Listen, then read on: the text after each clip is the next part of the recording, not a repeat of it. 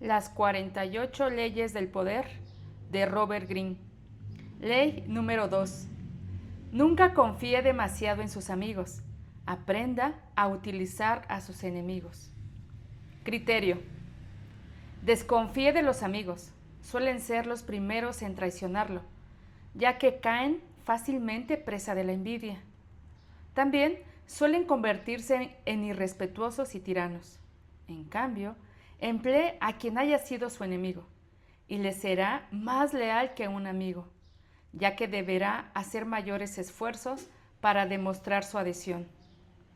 Lo cierto es que usted debe temer más a sus amigos que a sus enemigos. Si no tiene enemigos, busque la forma de creárselos. Para tener un buen enemigo, elige a un amigo. Este sabrá golpear donde más duele. Diana de Poitiers, 1499-1566. Amante de Enrique II de Francia. Transgresión de la ley. A mediados del siglo IX después de Cristo, un joven de nombre Miguel ascendió al trono del Imperio Bizantino. Su madre, la emperatriz Teodora, había sido desterrada a un monasterio y el amante de ella asesinado.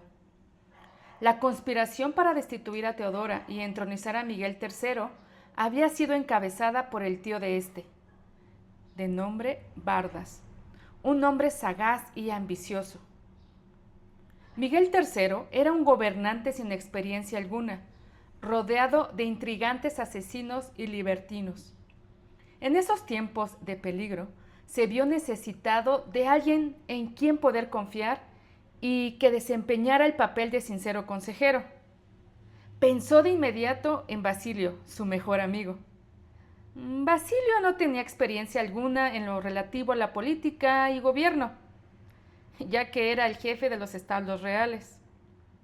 Pero había demostrado una y otra vez su lealtad y su gratitud para con Miguel. Los dos hombres se habían conocido algunos años antes. En esa oportunidad, Miguel estaba visitando los establos, cuando un caballo salvaje se espantó y comenzó a correr sin control hacia donde él se hallaba. Basilio, joven jinete de Macedonia, salvó la vida de Miguel al controlar al caballo desbocado.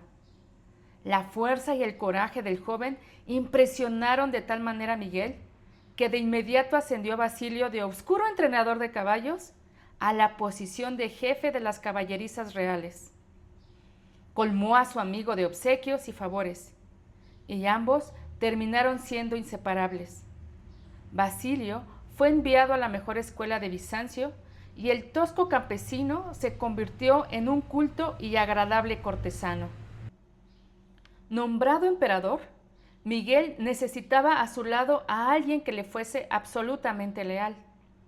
¿Quién mejor para confiarle el delicado puesto de chambelán y principal consejero que el joven que le debía todo lo que había llegado a ser? Basilio podría ser capacitado para su nuevo trabajo, y Miguel lo amaba como a un hermano. Ignorando el consejo de quienes le recomendaron dar ese puesto a Bardas, mucho más apto, Miguel escogió como asistente a su amigo. Basilio aprendió con facilidad y rapidez, y pronto estuvo en condiciones de asesorar al emperador sobre todos los asuntos de Estado. El único problema resultó ser el dinero, ya que Basilio nunca consideraba suficiente lo que se le pagaba. Al estar expuesto a lujos y esplendores de la vida cortesana de Bizancio, se tornó avaro y ambicioso. Miguel duplicó y luego triplicó su salario, le otorgó un título de nobleza y lo casó con una de sus propias amantes. Mantener satisfecho a su amigo y hombre de confianza bien valía aquel precio. Pero los problemas no terminaron allí. Bardas había pasado a ser jefe del ejército y Basilio convenció a Miguel de que ese hombre era ilimitadamente ambicioso. Con la ilusión de poder controlar a su sobrino, Bardas había conspirado para ponerlo en el trono, y nada le impedía volver a conspirar, esta vez para deponer a Miguel y asumir él mismo el gobierno del imperio. Tanto hizo y dijo Basilio contra Bardas que al fin Miguel decidió mandar asesinar a su tío. Durante una importante carrera de caballos, Basilio se acercó a Bardas en medio de la multitud y lo mató a puñaladas. Poco después, solicitó reemplazarlo como jefe del ejército, a fin de ejercer mejor control sobre las fuerzas armadas y poder sofocar cualquier intento de rebelión. El emperador le concedió el cargo. El poder y la fortuna de Basilio fueron creciendo, y pocos años más tarde, Miguel, que se encontraba en apuros económicos debido a sus propios despilfarros, le pidió que le devolviera parte del dinero que Basilio había tomado prestado a lo largo de los años. Para gran consternación del joven emperador, Basilio se negó con tanta firmeza y arrogancia que se dio cuenta de pronto del problema que enfrentaba. Su ex jefe de establos había llegado a poseer más dinero, más aliados en el ejército y en el Senado, y por último, más poder que el propio emperador. Algunas semanas después, tras una noche de mucho beber, Miguel se despertó y se vio rodeado por soldados. Basilio contempló la escena impávido, mientras sus hombres asesinaban al emperador a puñaladas. Después de autoproclamarse emperador, cabalgó por las calles de Bizancio, llevando en triunfo en la punta de una larga pica la cabeza de su ex benefactor y mejor amigo. Baltasar Castiglione en alguna ocasión aseveró: «Es así como por mi parte me he visto decepcionado más de una vez por la persona que más quería y en cuyo amor confiaba por sobre el de todos los demás. Por lo tanto, creo que está bien amar y servir a una persona por encima de todas las demás, de acuerdo a su mérito y su valor, pero nunca hay que confiar tanto en la tentadora trampa de la amistad como para luego tener motivos para arrepentirse». Interpretación. Miguel III de Bizancio puso su futuro a merced del sentimiento de gratitud que creía que Basilio debía de albergar hacia él. No dudaba de que Basilio le servía mejor que nadie, ya que le debía su riqueza, su educación y su posición. Luego, una vez que Basilio estuvo en el poder, no dudó en darle todo lo que éste le requería para fortalecer el lazo que los unía. Solo cuando vio el gesto de burla en el rostro de Basilio, Miguel se dio cuenta del error fatal que había cometido. Había creado un monstruo. Permitió que el hombre viera el poder de tan de cerca que terminó deseando más y más. Al darle todo cuanto exigía y al encumbrarlo gracias a la caridad recibida de su benefactor, solo logró que Basilio hiciera lo que hacen tantos en su situación similar: olvidar los favores recibidos y creer que han ganado su éxito gracias a sus propios méritos. En el momento en que tomó conciencia de la realidad, Miguel aún estaba a tiempo de salvar su vida, pero la amistad y el amor suelen impedirnos ver nuestros propios intereses. Nadie cree que un amigo pueda traicionarlo, y Miguel no lo creyó hasta el día en que su cabeza terminó en la punta de la pica. Señor, protégeme de mis amigos, que de mis enemigos me protejo yo mismo. Voltaire, 1694 a 1778. Cuento: La serpiente, el campesino y la garza.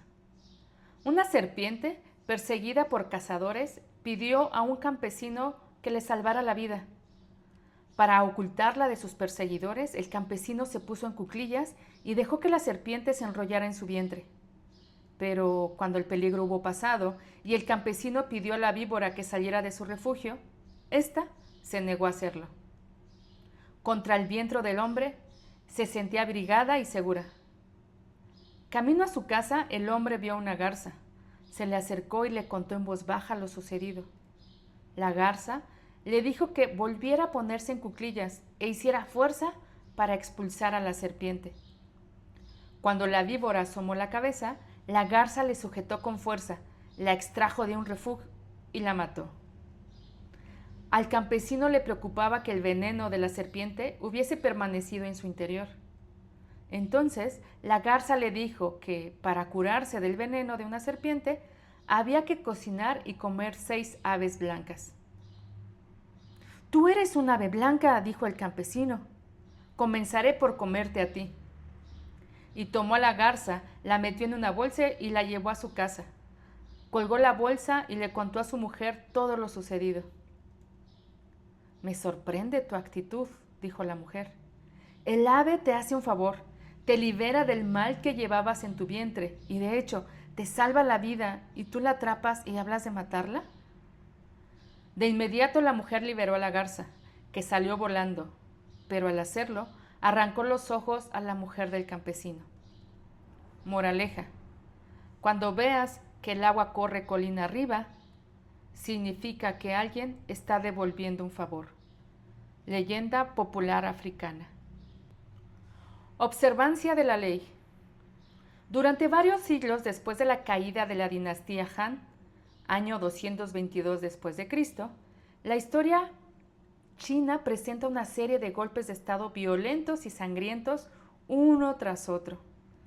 Los hombres del ejército conspiraban para asesinar a un emperador débil, para luego reemplazarlo por un general fuerte y colocarlo en el trono del dragón. El general iniciaba una nueva dinastía y se hacía coronar emperador. Para asegurar su supervivencia, asesinaba a los generales que lo habían acompañado en el golpe. Algunos años más tarde, sin embargo, el modelo volvía a repetirse. Nuevos generales volvían a levantarse y asesinaban al emperador o a sus hijos. Ser emperador de China significaba estar solo, rodeado por una jauría de enemigos. Era la posición de menos poder y seguridad que existía. En el año 959 después de Cristo, el general Chao Kuan-yin se convirtió en el emperador Sung. Tenía plena conciencia de que era muy probable que en el término de 1 o 2 años lo asesinarían. ¿Cómo podía hacer para romper ese esquema? Al poco tiempo de haber sido entronizado como emperador, Sung ordenó que se realizara un banquete para celebrar el advenimiento de la nueva dinastía, al que invitó a los más poderosos comandantes del ejército. Después de que todos bebieron mucho vino, Sung despidió a los guardias y a todos los demás invitados, menos a los generales, que empezaron a temer que el emperador los asesinaría de un solo golpe. El emperador, en cambio, les dijo: «Paso todo el día temiendo por mi vida y me siento desdichado, tanto a la mesa como en mi cama». ¿Por qué? ¿Quién de ustedes no sueña con arrebatarme el trono?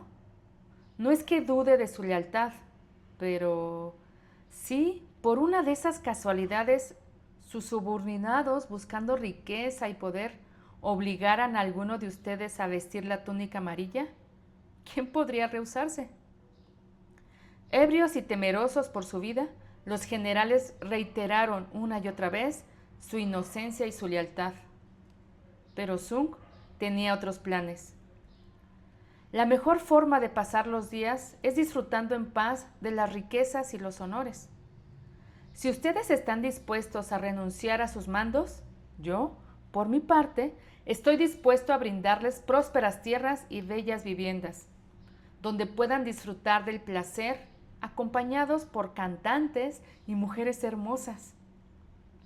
Los generales, atónitos, comprendieron que, en lugar de luchas y angustias, Sung les ofrecía riquezas y seguridad.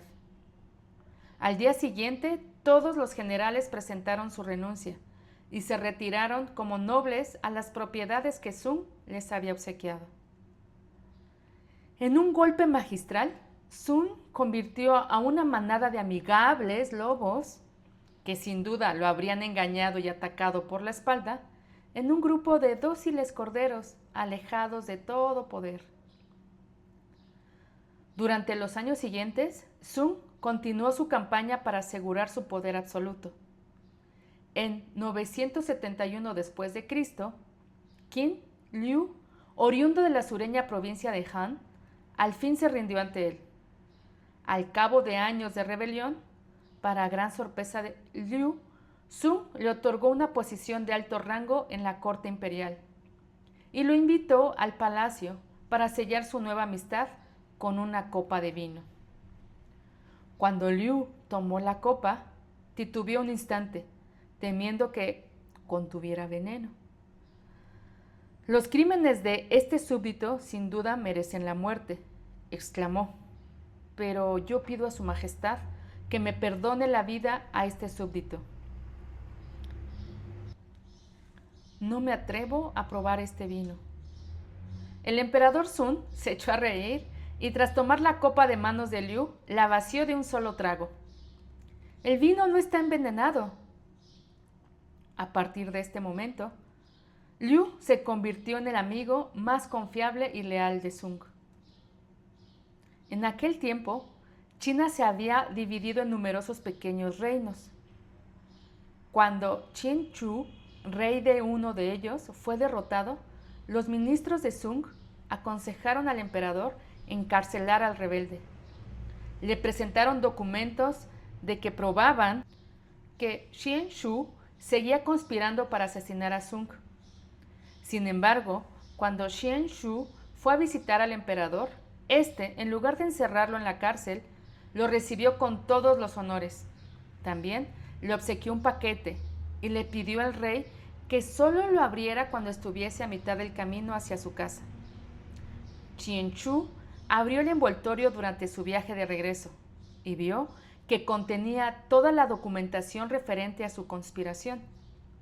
Se dio cuenta entonces de que Sung sabía de sus planes asesinos y que, sin embargo, le había perdonado la vida.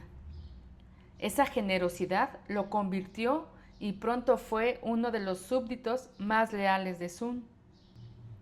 Nicolás Maquiavelo escribió: por lo tanto, son muchos los que piensan que un príncipe sabio debería, cuando tiene la oportunidad, fomentar astutamente cierto grado de enemistad, a fin de que al suprimirla logre incrementar su grandeza. Muchos príncipes, en especial los más jóvenes, han encontrado mayor lealtad y utilidad en aquellos hombres a los que, cuando recién comenzaron a ejercer el poder, miraban con desconfianza, que en aquellos en que confiaron de entrada. Pandolfo Petrucci, príncipe de Siena, para gobernar su estado, recurrió más a aquellos de quienes desconfiaba que a sus hombres de confianza. En el siglo III a.C., en el Mahabharata se leía: un brahman, gran experto en Veda y también un gran arquero, ofreció sus servicios a su mejor amigo, que se había convertido en rey. Al ver al rey, el brahman exclamó: «Reconóceme, soy tu amigo». El rey le respondió con un gesto de desprecio para luego explicar: «Sí, hemos sido amigos, pero nuestra amistad se basó en el poder que entonces tenía cada uno de nosotros. Fui tu amigo, mi buen brahman, porque ello servía a mis fines. Ningún pobre es amigo del rico, ningún tonto es amigo del sabio, ningún cobarde es amigo del valiente. Un amigo del pasado, ¿quién lo necesita? Son dos individuos de riqueza y cunas similares quienes se unen en amistad o en matrimonio, y no un rico y un pobre. Un amigo del pasado, ¿quién lo necesita? Interpretación. Un proverbio chino compara a los amigos con las mandíbulas y los dientes de un peligroso animal. Si uno se descuida, se encuentra con que terminan masticándolos. El emperador Sung conocía las mandíbulas que lo rodeaban cuando él asumió el trono. Sus amigos del ejército lo masticarían como si fuese un trozo de carne, y si llegaba a sobrevivir, sus amigos del gobierno se lo comerían para la cena. El emperador Sung no quiso tener trato con sus amigos, sino que sobornó a sus generales colegas con espléndidas propiedades y los mantuvo bien alejados. Esta era una forma mucho mejor de anularlos que matándolos, lo que solo hubiese provocado la venganza de otros generales. Sung tampoco quiso tener nada que ver con ministros amistosos. Más de una vez terminarían bebiendo su famosa copa de vino envenenado.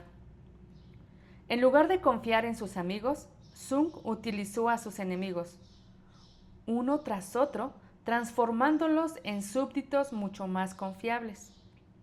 Mientras que un amigo espera más y más favores y hierve de celos y envidia, los exenemigos no esperaban nada y recibieron todo. Un hombre que se encuentra con que de pronto le perdonan la vida es sin duda un hombre agradecido e irá hasta el fin del mundo por el hombre que le concedió esa gracia. Con el correr del tiempo, sus antiguos enemigos se convirtieron en los más confiables amigos de Sung. Y por último, Sung logró romper con el ciclo continuo de golpes de Estado, violencia y guerra civil. La dinastía Sung gobernó la China durante más de 300 años. Un proverbio sufí asegura: levanta una abeja por caridad y aprenderás las limitaciones de la caridad.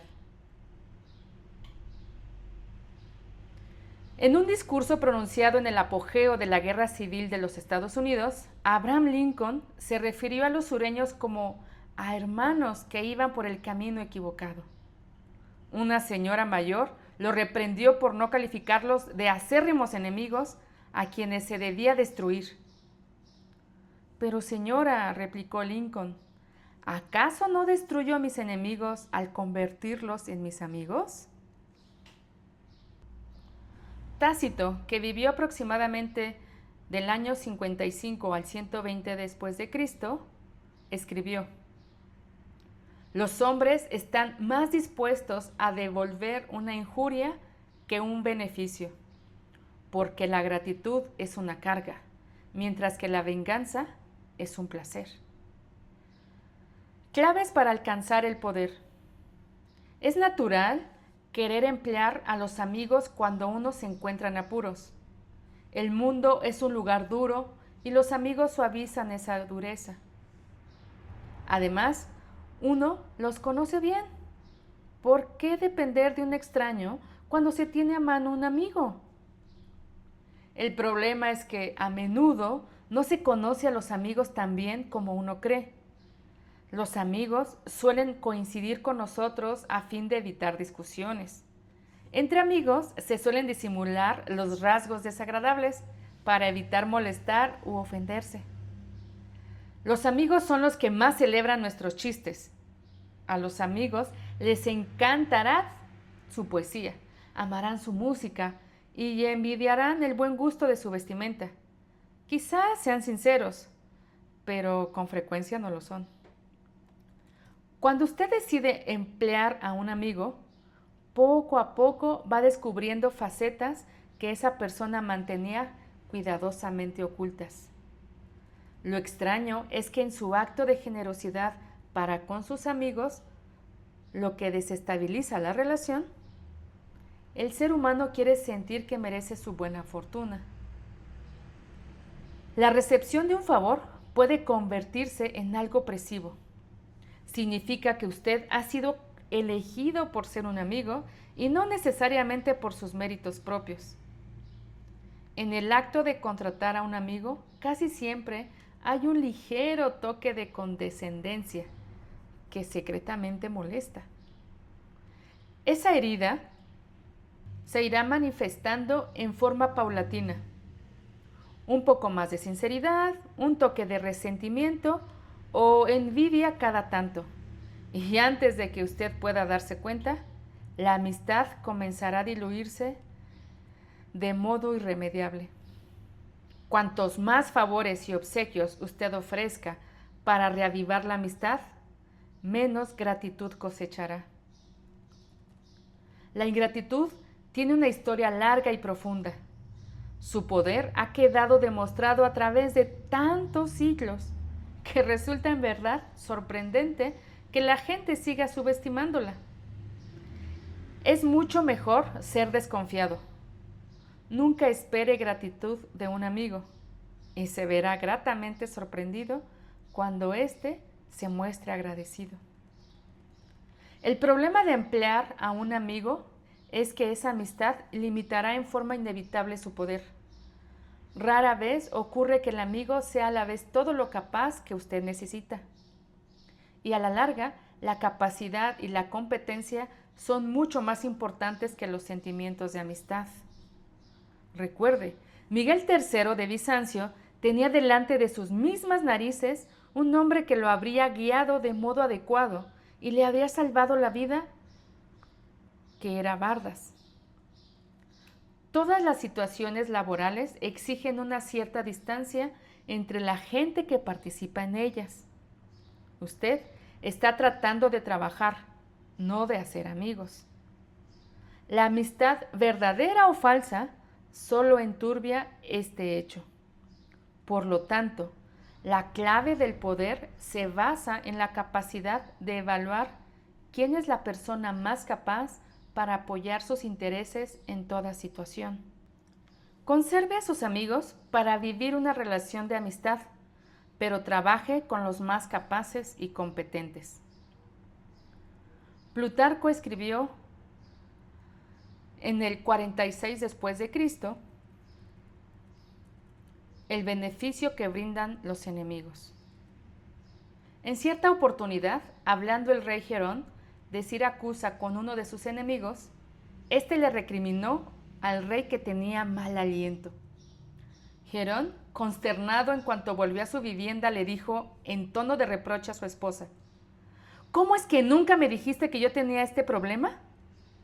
La esposa, una mujer simple, casta e inocente, le contestó: Señor, yo pensé que el aliento de todos los hombres olía como el tuyo. Esto muestra que muchas veces nos enteramos de nuestros errores y falencias más evidentes, ya sean físicos o de otra índole, y que resultan notorios y evidentes para todo el mundo, antes por parte de nuestros enemigos que por nuestros amigos y familiares. Sus enemigos, por otra parte, constituyen una mina de oro que usted deberá aprender a explotar. Cuando Talleyrand, el ministro de Asuntos Exteriores de Napoleón, consideró en 1807 que su jefe estaba conduciendo a Francia a la ruina y que había llegado el momento de volverse contra él, comprendió los peligros que entrañaba conspirar contra el emperador. Necesitaba un socio, un confederado, pero ¿en cuál de sus amigos podría confiar para semejante cometido? Eligió a Joseph Fouché, jefe de la policía secreta y su más enconado enemigo, un hombre que hasta había tratado de matarlo. Talleyrand sabía que aquel odio del pasado brindaría la oportunidad para una reconciliación afectiva. Sabía que Fouché no esperaba nada de él y que, por otra parte, se esforzaría para demostrar que era digno de la elección de Talleyrand. Una persona que quiere probarle algo moverá montañas por usted. Además, Talleyrand sabía que su relación con Fouché se basaría en intereses mutuos y egoístas, y que no estaría contaminada por ningún tipo de sentimientos personales. La elección resultó ser perfecta. A pesar de que los conspiradores no consiguieron derrocar a Napoleón, la unión de dos socios tan insólitos y poderosos generó mucho interés por su causa.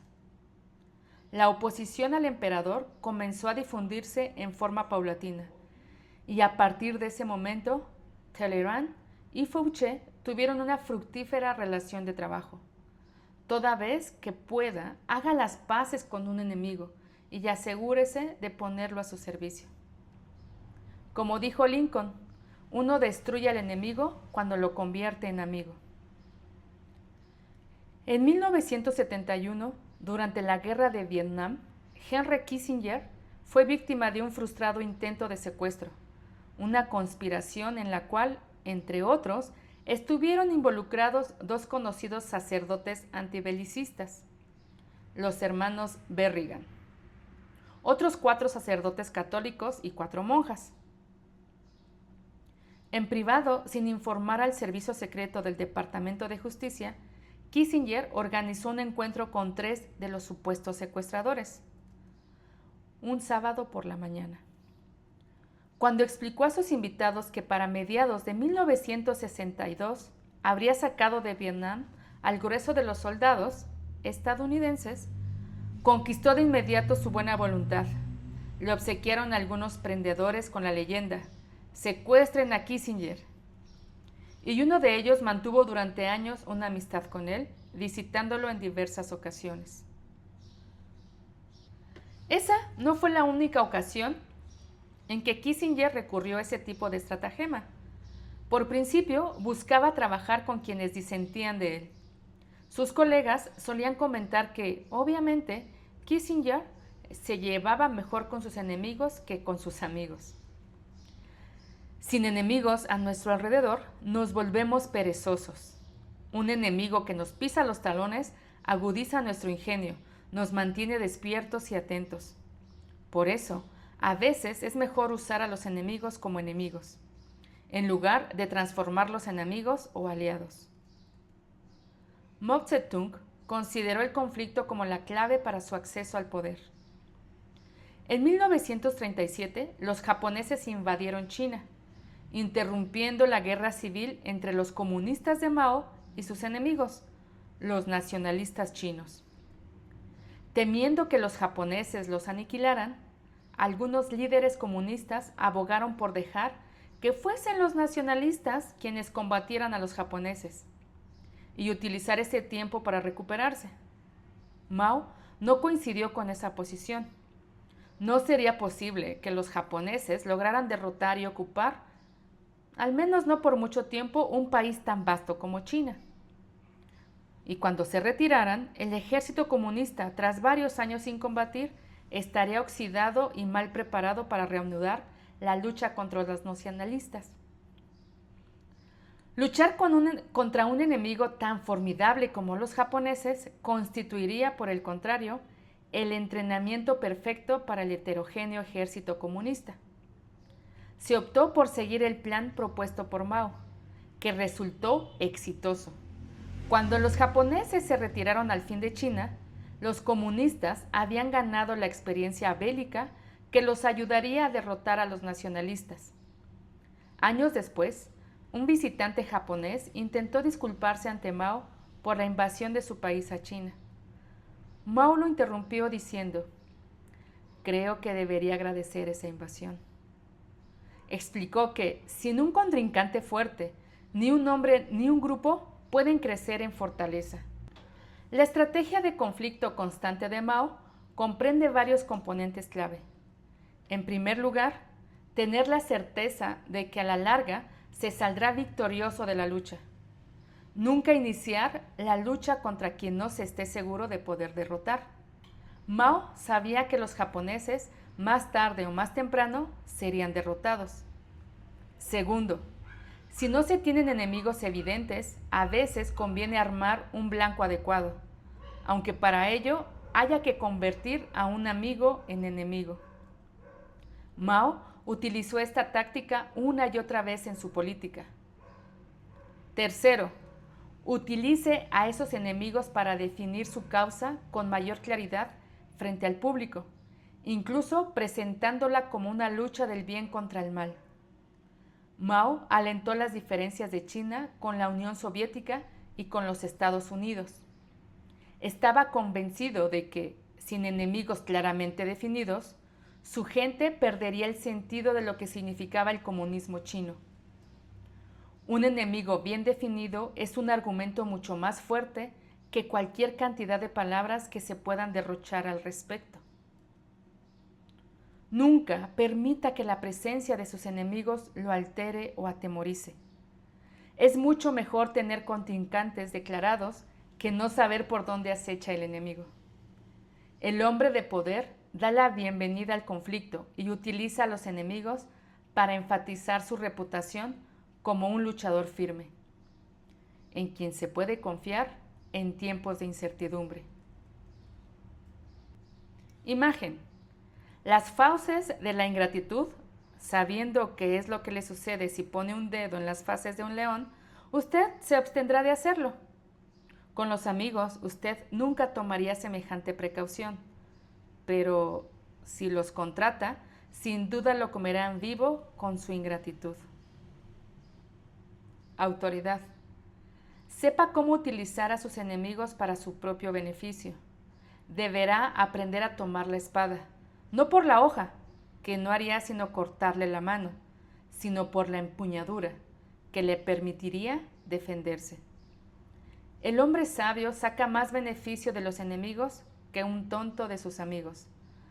Baltasar Gracián, 1601-1658. Invalidación. Aunque en general lo mejor es no mezclar el trabajo con la amistad. Hay momentos en que un amigo puede ser usado en forma más efectiva que un enemigo. Por ejemplo, un hombre de poder suele verse en la necesidad de hacer algún trabajo sucio.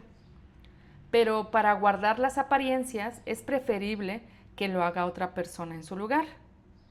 Para eso resultan ideales los amigos, ya que el afecto que sienten los predispone a correr riesgos por uno.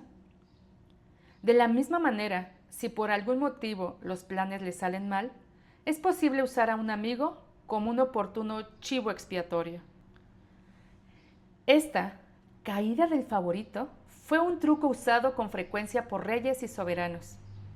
Dejaban que su mejor amigo cargara con la culpa de un error, ya que nadie sospecharía que habían sacrificado en forma deliberada a un amigo por ese motivo. Por supuesto, después de jugar esa carta, el gobernante perdía al amigo para siempre. Por lo tanto, conviene reservar el papel de chivo expiatorio para alguien cercano a usted, pero no demasiado próximo en el afecto. Por último, el problema de trabajar con amigos es que se confunden los límites y las distancias que una actividad laboral requiere. Pero si ambas partes del arreglo comprenden con claridad los riesgos que la relación entraña, un amigo puede llegar a ser un empleado muy eficiente. Sin embargo, en una relación de este tipo, nunca deberá bajar la guardia. Siempre atento a cualquier señal de conflicto emocional, como por ejemplo la envidia o la ingratitud. En el ámbito del poder, nada es estable y hasta el amigo más íntimo puede convertirse en el peor de los enemigos.